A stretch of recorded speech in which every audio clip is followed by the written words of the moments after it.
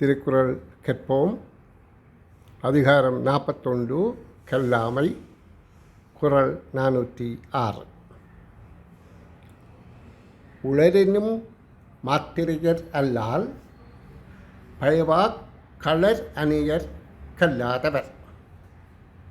உளரென்னும் மாத்திரையர் அல்லால் பயவா களர் அணியர் கல்லாதவர்.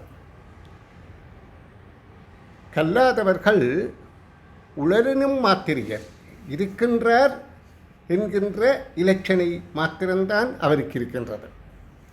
உளரெனும் மாத்திரையர் கல்லாதவர் அல்லாமல் அவர்கள் அப்படி அல்லாமல் பயவா களரணியர் கல்லாதவர்.